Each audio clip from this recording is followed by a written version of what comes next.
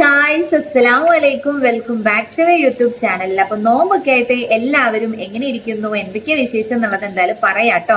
അപ്പോൾ ഇന്നത്തെ വീഡിയോ എന്ന് പറഞ്ഞിട്ടുണ്ടെങ്കിൽ Q&A ആണ്. അതായത് ഞാൻ കുറച്ചധികം ദിവസങ്ങൾക്ക് മുന്നേ നമ്മുടെ കമ്മ്യൂണിറ്റി ടാബിൽ ഒരു പോസ്റ്റ് ഇട്ടുണ്ടായിരുന്നു. Q&A വീഡിയോ ചെയ്യാൻ നിങ്ങൾക്ക് എന്തെങ്കിലുമൊക്കെ സംശയങ്ങൾ ഉണ്ടെങ്കിൽ അതിൽ വന്ന് ചോദിച്ചോളി എന്ന് പറഞ്ഞിട്ട്. അപ്പോൾ ഒരു 10-20 ക്വസ്റ്റ്യനെ ചോദിച്ചിട്ടുണ്ടായിരുന്നു. അപ്പൊ ഞാൻ വിചാരിച്ചു ഇനിയിപ്പോൾ അധികം ലാഗ് അടിപ്പിക്കാതെ നമുക്ക് ഇന്ന് തന്നെ ആ വീഡിയോ ആയിട്ട് ചെയ്യാന്ന്. അപ്പോൾ ഇന്നാണെങ്കിൽ ഞാൻ വീഡിയോ എടുക്കാൻ വേണ്ടി ഒരുങ്ങി ഇവിടെ വന്നിരുന്ന് നോക്കുമ്പോൾ ഒടുക്കത്തെ മഴയാണ്, പുറത്ത് നല്ല മഴയാണ്. അപ്പൊ ബാക്ക്ഗ്രൗണ്ടിൽ വെള്ളമൊക്കെ ഇങ്ങോട്ടേക്ക് ചാടി വരുന്നുണ്ടല്ലോ. അപ്പൊ ബാക്ക്ഗ്രൗണ്ടിൽ എന്തെങ്കിലുമൊക്കെ സൗണ്ട് ഇതൊക്കെ വരികയാണെങ്കിൽ ഒന്ന് ക്ഷമിക്കുക, വേറെ വഴിയില്ല. എനിക്ക് ഇവിടെ അല്ലാതെ വേറെ എവിടെയും വെളിച്ചില്ല ഗൈസ്. അപ്പൊ നമുക്ക് നേരെ വീഡിയോയിലോട്ടേക്ക് കിടക്കാം. അപ്പൊ കാണുന്നതിന് മുന്നേ ചാനൽ എന്തായാലും സബ്സ്ക്രൈബ് ചെയ്യുക. അതേപോലെ തന്നെ വലിയ ചെലവില്ലാത്തൊരു കാര്യമാണല്ലോ ലൈക്ക് ചെയ്യാന്ന് പറയുന്നത്. അപ്പൊ ലൈക്കും എന്തായാലും ചെയ്യാം. പിന്നെ ഒക്കെ ഞാനിതാ ഇതിൽ എഴുതി വെച്ചിരിക്കണ്. അധികം ലാഗ് അടിപ്പിക്കാൻ നമുക്ക് ടക്കേനെ വീഡിയോ ഉണ്ട് പറഞ്ഞു തീർക്കാം. ഒരുപാട് റിപ്പീറ്റഡ് ക്വസ്റ്റ്യൻസ് ഉണ്ട് കേട്ടോ. അപ്പൊ അതൊക്കെ ഞാൻ എല്ലാം കൂടി ഒന്നാക്കിയിട്ടാണ് വെച്ചിരിക്കുന്നത്. അപ്പൊ ഫസ്റ്റത്തെ ക്വസ്റ്റ്യൻ വന്നിട്ട് അനുശ്രീ എന്നൊരു കുട്ടിയാണ് ചോദിച്ചിരിക്കുന്നത്, ചേച്ചിക്ക് ക്രഷ് വല്ലതും ഉണ്ടോന്ന്. എനിക്ക് അങ്ങനെ ക്രഷ് ഒന്നുമില്ല ഗൈസ്. പിന്നെ സെലിബ്രിറ്റി ക്രഷ് എന്നുള്ള നിലക്ക് വേണമെങ്കിൽ നമുക്ക് DQനെ പറയാം. കാരണം എനിക്ക് കുഞ്ഞുനാൾ തൊട്ടേ DQയുടെ മൂവീസ് ഒക്കെ ഭയങ്കര ഇഷ്ടമാണ്. DQനെയും ഭയങ്കര ഇഷ്ടമാണ്. അപ്പൊ ഒരു സെലിബ്രിറ്റി ക്രഷ് ആയിട്ട് DQ.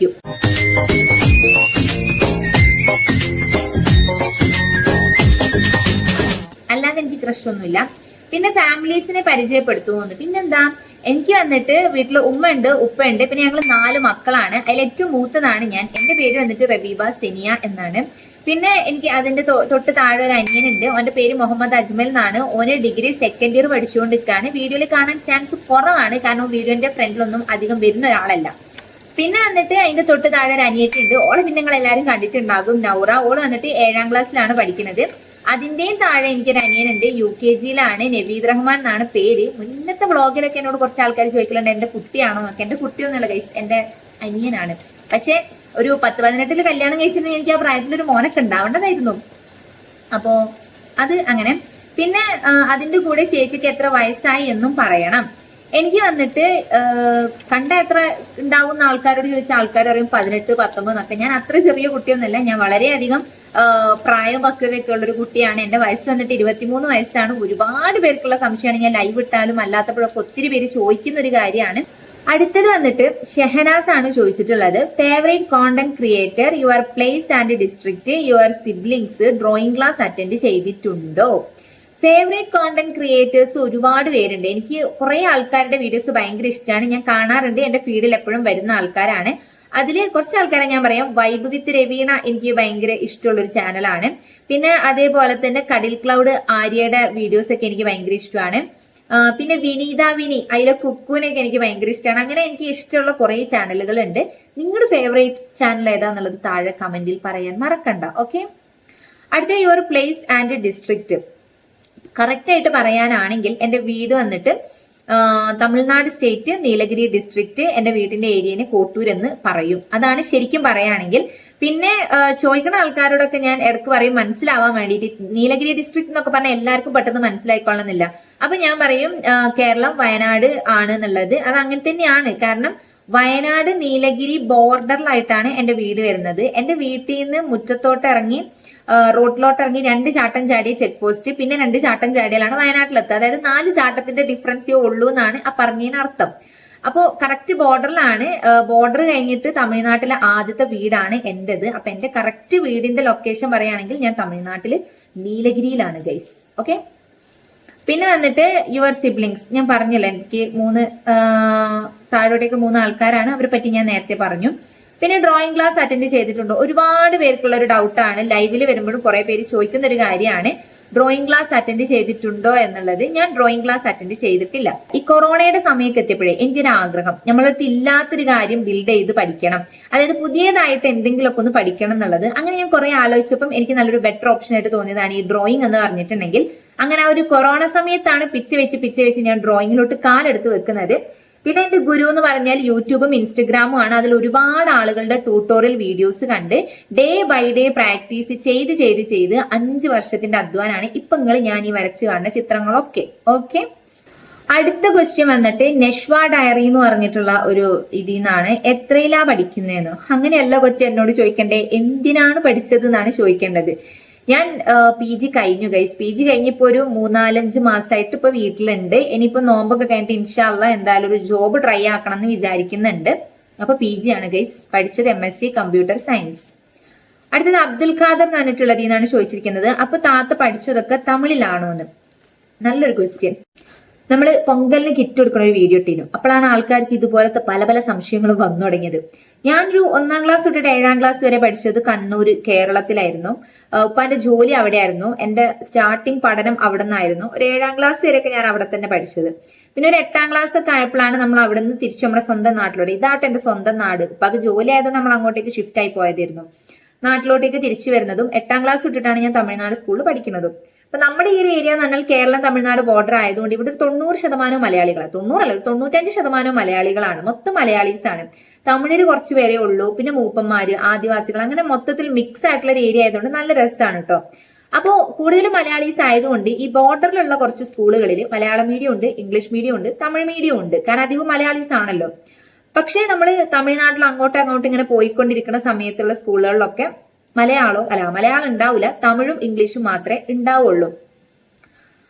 അപ്പോൾ എനിക്ക് പെട്ടെന്ന് അവിടുന്ന് ഇങ്ങോട്ടേക്ക് ഷിഫ്റ്റ് ആയി വന്നതുകൊണ്ട് വലിയ ബുദ്ധിമുട്ടില്ല. കാരണം ഞാൻ മലയാളം മീഡിയത്തിൽ ചേർന്ന് മലയാളത്തിലാണ് പഠിച്ചിട്ടുണ്ടായിരുന്നത്. എന്നാലും ഇവിടെ ഹിന്ദി എന്ന് പറഞ്ഞൊരു സബ്ജക്ട് ഇല്ല.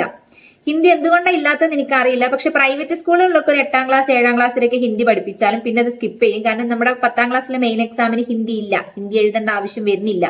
എന്തുകൊണ്ടാണ് ഇവിടെ ഹിന്ദി ഇല്ലാത്തതെന്ന് എനിക്ക് അറിയില്ല കേട്ടോ. അതെന്താണെന്ന് നിങ്ങൾ ചോദിക്കരുത്. പിന്നെ മാത്സ്, സയൻസ്, സോഷ്യൽ അതൊക്കെ മലയാളത്തിലായിരിക്കും. എന്നാൽ തമിഴ് എന്ന് പറഞ്ഞിട്ടൊരു സബ്ജക്ട് നമ്മൾ പഠിക്കണം. കാരണം 10-ാം ക്ലാസ്സിലെ മെയിൻ എക്സാമിന് തമിഴ് ഉണ്ടാകും. എന്ന് വെച്ചാൽ ഇപ്പൊ നമ്മൾ മലയാളം എന്ന് പറഞ്ഞിട്ടൊരു സബ്ജക്ട് പഠിക്കണില്ലേ, അതുപോലെ തമിഴ് എന്ന് പറഞ്ഞിട്ട് ഈ കഥകളും കവിതകളും നോവലുകളൊക്കെ വെച്ചിട്ടുള്ള ഒരു തമിഴ് ബുക്ക് നമ്മൾ എന്തായാലും പഠിക്കണം. അപ്പൊ എനിക്ക് ചെറിയൊരു കഷ്ടമായിരുന്നു. കാരണം ഞാൻ അവിടെയാണല്ലോ പഠിച്ചതും വളർന്നത്. അപ്പൊ എനിക്ക് മലയാളം ഇംഗ്ലീഷും അങ്ങനത്തെയൊക്കെ അറിയുള്ളൂ. ഈ തമിഴൊന്നും അറിയില്ലായിരുന്നു. അപ്പൊ ഇവിടെ വന്ന് ആ ഒരു 2-3 ആഴ്ച കൊണ്ടാണ് ഞാൻ അക്ഷരങ്ങളൊക്കെ എഴുതിയെടുക്കാനും വായിക്കാനൊക്കെ പഠിച്ചത്. കാരണം 2 കൊല്ലം കഴിഞ്ഞാൽ 10-ാം ക്ലാസ് ആണല്ലോ. ഭയങ്കര ടെൻഷനായിരുന്നു. എന്നാലും കുറെ തമിഴ് അക്ഷരങ്ങൾ മലയാള അക്ഷരങ്ങളായിട്ട് സാമ്യത ഉള്ളത് കൊണ്ട് പഠിക്കാൻ എനിക്ക് വലിയ ബുദ്ധിമുട്ടായിട്ട് തോന്നിയിട്ടില്ല. ഒരു 2-3 ആഴ്ച കൊണ്ട് ഞാൻ പെട്ടെന്ന് തന്നെ പഠിച്ചെടുത്തു. എനിക്ക് ഏറ്റവും കൂടുതൽ മാർക്കുള്ള സബ്ജക്റ്റും തമിഴായിരുന്നു. അപ്പൊ അങ്ങനൊരു പ്രശ്നമുണ്ട്. അല്ലാതെ എല്ലാ സബ്ജക്റ്റും തമിഴിൽ പഠിക്കേണ്ടി ഒന്നും വന്നിട്ടില്ല. ഞാൻ മലയാളം മീഡിയം ആയിരുന്നു പഠിച്ചിട്ടുണ്ടായിരുന്നത്. പിന്നെ നമ്മളെ ഇപ്പോൾ സെക്കൻഡ് ലാംഗ്വേജ് ആയിട്ട് കേരളത്തിൽ ഇപ്പം ഉറുദു എടുക്കുക, അറബി എടുക്കുക, സംസ്കൃതം എടുക്കുക, അങ്ങനെ ഒരുപാട് ഓപ്ഷൻസ് ഉണ്ട്. പിന്നെ അങ്ങനെ ഒരുപാട് ഓപ്ഷൻസ് ഞാൻ കണ്ടിട്ട് ഇല്ല ഗൈസ്. പിന്നെ 10-ാം ക്ലാസ്സിലാണെങ്കിലും അവിടെ 10 A+ എന്നൊക്കെ ആണല്ലോ. ഇവിടെ മാർക്കാണ് ഉണ്ടാവുക, A+ അല്ല. ഇപ്പം 500-ൽ ഇത്ര മാർക്ക്, 600-ൽ ഇത്ര മാർക്ക് എന്ന്. പിന്നെ ഞാൻ പഠിക്കുന്ന സമയത്ത് ഇത് വെച്ച് നോക്കുകയാണെങ്കിൽ ഇവിടെ 5 സബ്ജക്റ്റ് ആണുള്ളത്. സയൻസ് എന്ന് പറഞ്ഞിട്ടൊരു സബ്ജക്ട് നമ്മളെ മറ്റേ അവിടുത്തെ മാതിരി അതിൽ നിന്ന് പല വിഭാഗങ്ങളാക്കിയിട്ടൊന്നുമില്ല. സയൻസ് എന്ന് പറഞ്ഞിട്ടൊരു സബ്ജക്ട്, സോഷ്യൽ എന്ന് പറഞ്ഞിട്ടൊരു സബ്ജക്ട്, മാത്സ്, തമിഴ്, പിന്നെ മലയാളം, ഇംഗ്ലീഷ്, അങ്ങനെ 6 സബ്ജക്ട്. അതിൽ മലയാളം വേണമെങ്കിൽ എടുത്താൽ മതി, നിർബന്ധമൊന്നുമില്ല. അല്ലാത്തവർക്ക് അത് സ്കിപ്പ് ചെയ്ത് കളയാം. അപ്പൊ 500-ലായിരുന്നു നമുക്ക് 10-ാം ക്ലാസ് ഒക്കെ പഠിക്കുന്ന സമയത്ത് മാർക്ക്. A+, B+ ഒന്നും ആയിരുന്നില്ല. അപ്പൊ ഞാൻ തമിഴല്ല പഠിച്ചത്, മലയാളത്തിൽ തന്നെയാണ് പഠിച്ചത്. പിന്നെ +1 +2 എത്തിയപ്പോൾ മലയാളം മീഡിയം എന്ന് പറഞ്ഞിട്ടൊരു ഓപ്ഷൻ ഒന്നും ഉണ്ടായിരുന്നില്ല. തമിഴും ഇംഗ്ലീഷും ഉണ്ടായിരുന്നുള്ളൂ. അപ്പൊ ഇംഗ്ലീഷ് മീഡിയം ആണ് പഠിച്ചത്. കോളേജിലും അങ്ങനെ തന്നെയാണ് പഠിച്ചത്. പിന്നെ +1-ഉം +2-ലും എത്തുമ്പോൾ നമുക്ക് ഓർ ഓപ്ഷൻ ഉണ്ടായിരുന്നു, മലയാളം ഓർ ഇംഗ്ലീഷ്, അല്ല തമിഴ്, ഏതെങ്കിലും ഒന്ന് സെക്കൻഡ് ലാംഗ്വേജ് ആയിട്ട് എടുത്താൽ മതിയായിരുന്നു. അപ്പൊ ഞാൻ മലയാളമാണ് എടുത്തത്. കോളേജിലും അതെ, നമുക്ക് അങ്ങനെയൊക്കെ തന്നെയായിരുന്നു ഉണ്ടായിരുന്നത്. തമിഴ് എടുക്കണം നിർബന്ധം ഉണ്ടായിരുന്നില്ല. അത് നിർബന്ധം ഉണ്ടായിരുന്നത് 10-ാം ക്ലാസ്സിൽ മാത്രമായിരുന്നു. പിന്നെ ഷാബി 3801 എന്ന്, മോളു എന്ത് ചെയ്യുന്നു, സ്റ്റുഡന്റ് ആണോ, വീട്ടിൽ ആരൊക്കെയുണ്ട്? ഞാനിപ്പം PG കംപ്ലീറ്റ് ചെയ്തിട്ട് ഇപ്പൊ ഒരു 3-4 മാസമായിട്ട് വീട്ടിൽ തന്നെ ഉണ്ട്. സ്റ്റുഡന്റ് ആയിരുന്നു, ഇപ്പം അല്ല. വീട്ടില് ആരൊക്കെ ഉണ്ടെന്ന് ഞാൻ നേരത്തെ പറഞ്ഞല്ലോ. പിന്നെ ഷാൻ ZKYD, എങ്ങനെ അവിടുത്തെ റേഷൻ കാർഡ് കിട്ടി? ഗൈസ്, ഞാൻ തമിഴ്നാട്ടിലാണല്ലോ. മറ്റേത് എനിക്ക് മനസ്സിലാവാത്തോണ്ട് എനിക്ക് ആ ക്വസ്റ്റ്യൻ ചോദിച്ചെന്ന് തോന്നുന്നുണ്ട്. നമ്മൾ ചെക്ക് പോസ്റ്റിന്റെ തൊട്ടിപ്പുറത്ത്, അതായത് തമിഴ്നാട്ടിലാണ് നമ്മുടെ വീട് വരുന്നത്. അപ്പൊ തമിഴ്നാട്ടിലുള്ള ആൾക്ക് തമിഴ്നാട്ടിലല്ലേ റേഷൻ കാർഡ് കിട്ടുക. പിന്നെ ഇവിടുത്തെ റേഷൻ കാർഡിന് വേറൊരു പ്രത്യേകതയുണ്ട്. ഇവിടെ APL, BPL, മഞ്ഞ, പച്ച, നീല അങ്ങനത്തെ കാർഡ് അങ്ങനെയൊന്നുമില്ല. ഇവിടെ ഒറ്റ കാർഡേ ഉള്ളൂ, റേഷൻ കാർഡ്. അതിപ്പോ ദരിദ്രനായാലും സമ്പന്നനായാലും അല്ലാത്തവരായാലും ഇങ്ങനത്തെ ആളായാലും എല്ലാവർക്കും അതിൽ ഒരേപോലെ തന്നെയാണ് അരിയും കാര്യങ്ങളൊക്കെ കിട്ടുക. അതും 70 വയസ്സിന് മുകളിലുള്ള ആളുകൾക്ക് അരിയുടെ കൂടെ തന്നെ ബാക്കിയുള്ള ഐറ്റംസ് ഒക്കെ ഫ്രീ ആയിട്ടാണ് കൊടുക്കുക. അതും അവർക്ക് വീട്ടിൽ കൊണ്ടെത്തിച്ചു കൊടുക്കും. റേഷൻ കടയിൽ പോയി വാങ്ങേണ്ട ആവശ്യമൊന്നുമില്ല. അപ്പൊ നമ്മൾ തമിഴ്നാട്ടിലായതുകൊണ്ട് ഇവിടുത്തെ റേഷൻ കാർഡാണ്. എനിക്ക് ഇവിടെ തന്നെയാണ് ആധാർ ആധാർ കാർഡും എല്ലാം ഉള്ളത് കേട്ടോ. ഇനിയിപ്പോൾ ആ ഒരു സംശയം കൊണ്ട് വരണ്ട. അടുത്തത് SMA എന്ന് പറഞ്ഞിട്ടുള്ള ഒരു അക്കൗണ്ടിന് തമിഴ്നാട്ടിൽ എവിടെയാണ്? തമിഴ്നാട്ടിൽ ഡിസ്ട്രിക്ട് എന്നിട്ട് നീലഗിരി ഡിസ്ട്രിക്റ്റ് ആണ്. കോട്ടൂരിൽ നമ്മുടെ ഏരിയക്ക് പറയും. ഇവിടുന്ന് തൊട്ടപ്പുറത്തെ ടൗൺ എന്ന് പറഞ്ഞിട്ടുണ്ടെങ്കിൽ വയനാട്ടിലെ നമ്മുടെ അമ്പലവയൽ, വടുവഞ്ചാല്, മേപ്പാടി, കൽപ്പറ്റ, അങ്ങനെ പറയാം. അത് പറഞ്ഞാൽ നിങ്ങൾക്ക് മനസ്സിലാവുള്ളൂ, അതുകൊണ്ട് ഞാൻ അതൊക്കെ പറയണം കേട്ടോ. റയാൻ വലിയ പറമ്പിൽ, ഈ ഡ്രോയിങ്ങിന്റെ പേരെന്താണ്? എനിക്ക് തോന്നുന്നു നമ്മളിപ്പം റീസെന്റ് ആയിട്ട് ചെയ്തുകൊണ്ടിരിക്കുന്ന ഡ്രോയിങ്ങിന്റെ പേരായിരിക്കും കുട്ടി ഉദ്ദേശിച്ചിട്ടുണ്ടാവുക. അങ്ങനെയാണെങ്കിൽ സ്റ്റെൻസിൽ ആർട്ട് എന്നാണ് അതിന് പേര് പറയാ. അത് എനിക്കും അറിയില്ലായിരുന്നു. ഞാൻ ഒരു ഡ്രോയിങ്ങിന്റെ മോഡൽ കണ്ടു, ഇഷ്ടപ്പെട്ടു, അത് പഠിച്ചു. ഇപ്പൊ ആളുകൾ ചോദിച്ചു തുടങ്ങിയപ്പോഴാണ് ഇത് എന്ത് ആർട്ടാണെന്നൊക്കെ ഞാൻ തന്നെ പോയി ചിക്കിഞ്ഞ് നോക്കണത്. അപ്പൊ ഇതിന്റെ പേര് വന്നിട്ട് സ്റ്റെൻസിൽ ആർട്ട് എന്നാണ് കേട്ടോ. അടുത്ത ക്വസ്റ്റ്യൻ ചോദിച്ചിരിക്കുന്നത് സൻഹാപാത്തൂസ് ആണ്. 23 വയസ്സായോ? മാഷാ അല്ലാ, ഞാൻ വിചാരിച്ചു വല്ല 17 18 വയസ്സായി എന്ന്. 17 18 അല്ല, 23 വയസ്സായിട്ടുണ്ട്. അത് ചോദിക്കലുണ്ട് കേട്ടോ ആൾക്കാർ. ഞാൻ ഭയങ്കര പൊക്കി പറയൊന്നുമല്ല. പണ്ടൊക്കെ എനിക്കത് കേൾക്കുമ്പോൾ ഭയങ്കര ഇഷ്ടമായിരുന്നു. കാരണം നമുക്കുള്ള പ്രായത്തിനേക്കാളും കുറച്ചാണല്ലോ ആൾക്കാർ ചോദിക്കുന്നത്.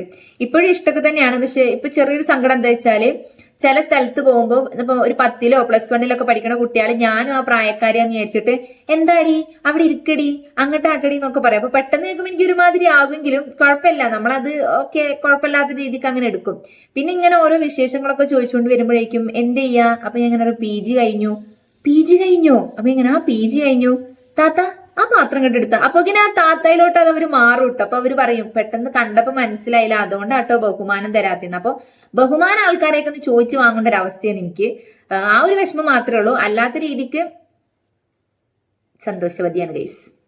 അടുത്ത ക്വസ്റ്റ്യൻ അഫ്ര എന്ന് പറഞ്ഞിട്ടുള്ള ഒരു കുട്ടിയാണ് ചോദിച്ചിരിക്കുന്നത്. ഇതെങ്ങനെയാണ് ഫോട്ടോസ് ആർട്ടിലേക്ക് മാറ്റുന്നത്? റൊണാൾഡോനെ വരച്ച ആർട്ടിന്റെ നെയിം എന്താണ്? റൊണാൾഡോനെ നമ്മൾ റൊണാൾഡോയുടെ പേര് വെച്ചിട്ടല്ല വരച്ചത്. അതിന്റെ നെയിം എന്താന്ന് ചോദിച്ചാൽ എനിക്ക് പറയാൻ അറിയില്ല ഗൈസ്. കാരണം സ്റ്റെൻസിൽ ആർട്ടിന് വേണ്ടിയിട്ടുള്ള ഔട്ട്ലൈൻ വരച്ചു കഴിഞ്ഞപ്പോൾ എനിക്ക് തോന്നി കളറിങ്ങിന് വരും ഒരു വെറൈറ്റിക്ക് റൊണാൾഡോന്റെ പേര് വെച്ച് ഫില്ല് ചെയ്ത് നോക്കാന്ന്. അപ്പൊ അങ്ങനെ ഫില്ല് ചെയ്തപ്പോൾ അത് ഭയങ്കര പെർഫെക്റ്റ് ആയിട്ടും വന്നു, സെറ്റ് ആയതാണ്. ഞാൻ പോലും വിചാരിച്ചത് അത് അങ്ങനെ വരുന്നേ. കുറച്ച് സമയം കൂടുതൽ എടുക്കുന്നുള്ളൂ സ്റ്റെൻസിൽ ആർട്ടിനേക്കാളും. കളറിംഗ് അല്ലല്ലോ, പേര് എഴുതിയെടുക്കല്ലേ. പിന്നെ കുറെ പേര് എഴുതാൻ പഠിച്ചോളൂ, ഇമ്പോസിഷൻ പോലെ. പിന്നെ എഴുതുമ്പോൾ നമ്മൾ അതിൻ്റെതായ ഒരു വൃത്തിയിലും മെനയിലൊക്കെ ചെയ്യണം, എന്നാലേ അതിനൊരു ഫിനിഷിങ് കിട്ടും. അതിന്റെ പേരെന്താന്ന് ചോദിച്ചാൽ അറിഞ്ഞൂടാ. ഇതെങ്ങനെ ഫോട്ടോസ് ആർട്ടിലേക്ക് മാറ്റണത്? എന്നോട് കുറെ പേര് ചോദിക്കും ആപ്പ് യൂസ് ചെയ്തിട്ടാണോ മാറ്റണത്, ഇതെങ്ങനെയാ ചെയ്യണത്, അതിന്റെ ട്രിക്കൊക്കെ ഒന്ന് പറഞ്ഞു തരുന്നു. ഞാൻ ഇപ്പം കറന്റ് ചെയ്യുന്നത് ഗ്രിഡ് യൂസ് ചെയ്തിട്ട് നമ്മൾ എന്ത് ചെയ്യും, ഒരു ഫോട്ടോ നോക്കിയിട്ട് അതിന്റെ ഔട്ട്ലൈനും കാര്യങ്ങളൊക്കെ വരക്കും. ഇപ്പൊ എനിക്ക് ഓട്ടോമാറ്റിക് ആയിട്ട് സ്റ്റെൻസിലോട്ട് കൺവേർട്ട് ചെയ്യാനായിട്ട് അറിയാം. അതെന്റെ ഒരു 1.5 വർഷത്തിന്റെ ഡേ ബൈ ഡേ പ്രാക്ടീസ് കൊണ്ട് വന്നൊരു കഴിവാണെന്ന് ഞാൻ പറയുള്ളൂ.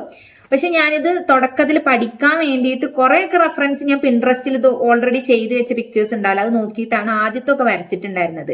പിന്നെ ഞാൻ അതിന്റെ ഇടയ്ക്ക് പെൻസിൽ ഡ്രോയിങ് ഒക്കെ ചെയ്തുകൊണ്ട് നിൽക്കുമ്പം ഷെയ്ഡിങ് പഠിക്കാൻ വേണ്ടിയിട്ട് ഒരു ആപ്പ് ഇൻസ്റ്റാൾ ചെയ്തിരുന്നു. പക്ഷെ അതിൽ പെൻസിൽ ഡ്രോയിങ്ങിന്റെ ഷെയ്ഡിങ് ഒന്നും കൃത്യമായിട്ട് കാണിക്കണമെന്നില്ല, ഒരു വൃത്തി മെനൊന്നും ഉണ്ടായിരുന്നില്ല. പക്ഷെ അതിൽ ഉണ്ടായിരുന്ന ഒരു ഓപ്ഷൻ ആയിരുന്നു ഈ സ്റ്റെൻസിൽ ആർട്ട്. അതുപോലെ തന്നെ നമ്മൾ ഈ കുത്തി വരഞ്ഞുകൊണ്ട് ഓരോ ആർട്ട് ചെയ്യല്ലോ, അതിന്റെ ഒക്കെ. അപ്പൊ അതിൽ നോക്കിയിട്ടാണ് ഞാൻ ഫസ്റ്റ് ആയിട്ട് സ്റ്റെൻസിൽ ആർട്ടിങ്ങിന്റെ ആ ഒരു ഔട്ട്ലൈൻ വരക്കുന്നത് എങ്ങനെയാണ്, കളറിങ് ചെയ്യണത് എങ്ങനെയാണെന്നുള്ളതൊക്കെ പഠിച്ചെടുത്തിരുന്നത്. പിന്നെ അത് കുറെ മുന്നേ ഇട്ടോ, അതായത് 1 വർഷം മുന്നേക്കെ ആയിരുന്നു. പിന്നെ നമ്മൾ ഫോണ് ഒക്കെ പുതിയതൊക്കെ എടുത്ത സമയത്ത് ഇതിലോട്ടേക്ക് ആപ്പ് മാറ്റിയ സമയത്ത് ആ ആപ്പിന്റെ കയ്യിൽ നിന്ന് മിസ്സായി പോയി. പിന്നെ ഞാനത് പ്ലേ സ്റ്റോറിൽ കുറെ തപ്പി നോക്കി, കിട്ടിയില്ല.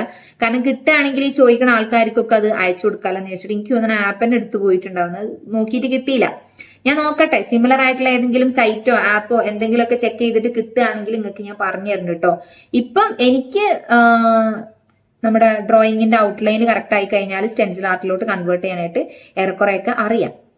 അടുത്ത question Hajara Hussain, stencil drawing എങ്ങനെയാണ് പഠിച്ചത്? അപ്പൊ ഞാൻ നേരത്തെ പറഞ്ഞല്ലോ, അതുപോലെയൊക്കെയാണ് ഞാൻ പഠിച്ചത്. ആൻഡ് ഡ്രോയിങ് ക്ലാസ്സിന് ഞാൻ പോയിട്ടില്ല കേട്ടോ ഗൈസ്, ഇനി അതാരും ചോദിക്കരുത്. നമ്മൾ ഡേ ബൈ ഡേ പ്രാക്ടീസ് ചെയ്യുക. പ്രാക്ടീസ് മേക്ക് പെർഫെക്റ്റ് എന്നാണല്ലോ. നമ്മൾക്ക് ഒരു പെർഫെക്ഷൻ കിട്ടണമെങ്കിൽ ഡേ ബൈ ഡേ പ്രാക്ടീസ് ചെയ്യുക. ഉറപ്പായിട്ടും ഒരു കഴിവില്ലാത്തൊരു പാട്ട് പാടുന്ന ആള് ആദ്യത്തെ ദിവസം പാടുമ്പോൾ കാളരാഗം പോലെ ഇരിക്കും, ഒട്ടും കേൾക്കാൻ പറ്റൂല. പക്ഷെ അതേ പാട്ട് അയാൾ റിപ്പീറ്റ് ചെയ്ത് 1 മാസം ഡെയിലി പാടിക്കൊണ്ടിരുന്നാല് ഉറപ്പായിട്ടും ആ കഴിവ് അയാൾക്ക് കിട്ടുമെന്ന് ഞാൻ പറയില്ല, പക്ഷെ ആ പാട്ടിന് ഒരു ഡെവലപ്മെന്റ് അല്ലെങ്കിൽ ഒരു ഇമ്പ്രൂവ്മെന്റ് തീർച്ചയായിട്ടും ഉണ്ടാകും. ആദ്യത്തെ ദിവസം കേട്ട മാതിരിയേ ആയിരിക്കൂല നമ്മുടെ 1 മാസം കഴിഞ്ഞിട്ട് അയാൾ ആ പാട്ട് കേൾക്കുമ്പോൾ ഉണ്ടാവുക. അപ്പൊ ഈ ഡ്രോയിങ്ങിലും അങ്ങനെ തന്നെയാണ്. ആദ്യത്തെ ദിവസം വരക്കുമ്പോൾ പറ്റ ഫ്ലോപ്പ് ആകും, പിന്നെ ഒരു 10 വട്ടം വരക്കുമ്പോഴും ഫ്ലോപ്പ് ആകും, വീണ്ടും വീണ്ടും വീണ്ടും വീണ്ടും വീണ്ടും ട്രൈ ചെയ്യുക. അപ്പം ഓരോ ട്രൈ ചെയ്യുമ്പോഴും നമുക്ക് തന്നെ അതിന്റെ ഓരോ ഐഡിയാസ് കത്തും. ഒരാൾ പറഞ്ഞു തന്നുകൊണ്ടൊന്നും നമ്മൾ അങ്ങനെ മൊത്തത്തിൽ പഠിക്കാൻ പറ്റുമെന്ന് എനിക്ക് തോന്നണില്ല. നിങ്ങൾ തന്നെ വിചാരിച്ച് നിങ്ങൾ തന്നെ ഡെയിലി പ്രാക്ടീസ് ചെയ്തിട്ട് പഠിക്കുക. ഇത് ഞാൻ പറയാനുള്ള റീസൺ എന്താ വെച്ചാൽ കുറെ കുട്ടികൾ കമന്റിലൂടെ പറയും, എനിക്ക് വരക്കണം എന്ന് ആഗ്രഹമുണ്ട്, ഞാൻ പൂച്ചേനെ വരക്കും പക്ഷെ ഒരാളുടെ ഫേസ് വരക്കാൻ പറ്റൂല, ഞാൻ മറ്റേത് വരക്കും പക്ഷെ അത് പെർഫെക്റ്റ് ആയിട്ട് വരക്കാൻ അറിയില്ല, അങ്ങനെയൊക്കെ പറയുന്ന ആൾക്കാരുണ്ട്. അപ്പൊ അങ്ങനത്തെ വേണ്ടിയിട്ടാണ് ഇപ്പൊ ഈ കാര്യം ഞാനിവിടെ പറഞ്ഞത്. ജിഹാ ഷെറിൻ, ഞാനും നല്ലോണം വരക്കും പക്ഷെ ആൾക്കാരെ മുഖം റെഡി ആവലില്ല. അപ്പം ഇങ്ങനെയുള്ള ആൾക്കാരോടാണ് എനിക്ക് പറയാനുള്ളത്. പിന്നെ എനിക്കൊരു തരാനുള്ളൊരു അതിനുള്ളൊരു ഇത് എന്ന് പറഞ്ഞിട്ടുണ്ടെങ്കിൽ ഗ്രിഡ് എന്നൊരു ഓപ്ഷൻ ഉണ്ട് പ്ലേ സ്റ്റോറിൽ. അപ്പൊ അത് യൂസ് ചെയ്തിട്ട് ഗ്രിഡ് ഇട്ടിട്ട് വേണം നമ്മൾ എന്ത് ചെയ്യാനായിട്ട്, ഔട്ട്ലൈൻ വരച്ച് പഠിക്കാനായിട്ട്. ഫസ്റ്റ് ഡേ വരക്കുമ്പോൾ ഓഫ് കോഴ്സ് കൊളാകും. ഞാൻ എന്റെ ഉമ്മാനേനു വരച്ചിരുന്നത്, പക്ഷെ അത് വേറെ ഏതോ ഒരു ഉമ്മാനെ പോലെ കണ്ടായിരുന്നു. പിന്നെ പിന്നെ നമ്മളത് പ്രാക്ടീസ് ചെയ്തിട്ടാണ് അത് എന്ത് ചെയ്യേണ്ടത്, പെർഫെക്റ്റ് ആക്കി എടുക്കേണ്ടത്. അടുത്തത് നീനു എന്ന് പറഞ്ഞിട്ടുള്ള ഒരു കുട്ടിയാണ് ചോദിച്ചിരിക്കുന്നത്, ഡ്രോയിങ് ക്ലാസ് വല്ലതും അറ്റൻഡ് ചെയ്തിട്ടുണ്ടോ? ഇല്ല. ഏജ് ആൻഡ് ബർത്ത്ഡേ, ഏജ് ഞാൻ പറഞ്ഞു 23, എന്റെ ബർത്ത്ഡേ വന്നിട്ട് 15/6/2002. യൂട്യൂബ് ചാനൽ തുടങ്ങാൻ കാരണം favourite content creator. Favourite content creator നമ്മൾ നേരത്തെ പറഞ്ഞല്ലോ.